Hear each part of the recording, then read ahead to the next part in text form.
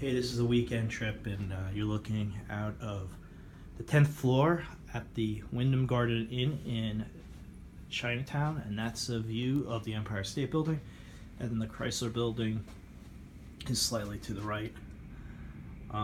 Great location, right next to Little Italy in Chinatown. If you're looking to catch or grab a great meal, definitely a great hotel to spend the night at afterwards, because you will be full. The room in the hotel was really nice. Like I said, we got an upgrade to a king bed with a nice view. It was kind of light last night and got a great rate. We were over in Brooklyn seeing a Nets game and walked across. Really liked the room, some of the touches. It's pretty well laid out for the most part. It's definitely got the Oriental feel. You'll see the tiles, which I'm sure they're not going for this, but it has the New York school system where I went to elementary school. It looked like tiles like this. You got your closets, a lot of outlets, a coffee machine, free Wi-Fi, flat screen TV, good lighting so you can light up different areas of the room and not keep everybody awake.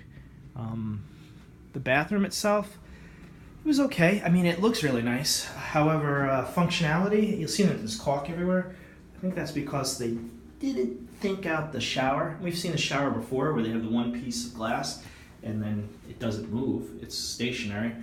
With this one, the water, as you can see, I just took a shower, tends to flow out, and in turn you get rust on things, and they put the caulk to prevent the water damage. So that was a little bit of a downside, but it's a nice layout, a nice bathroom. Not sure if the fans work, and that'll get us into our next point. We had an interesting, I guess it started around 11:30. The venting system has some issues. So when we came in, we smelled some weird smells, and then we could smell smoke later. So someone might have been smoking locally, or maybe there's someone in the hallway was smoking. But we could smell the smoke. But you can also hear things, and we heard a few things last night from a neighboring room that we didn't necessarily want to hear. Luckily, it only lasted around 15-20 minutes. It was humorous. I was with my 15-year-old, so he's old enough to understand what was going on, and we got a good laugh at it. Luckily, my little ones weren't with me, and we didn't have to do any explaining. Actually, they're probably old enough; they would probably giggle too. But the walls are thin, so if it was a drunk or something along those, you might have heard him pretty loudly.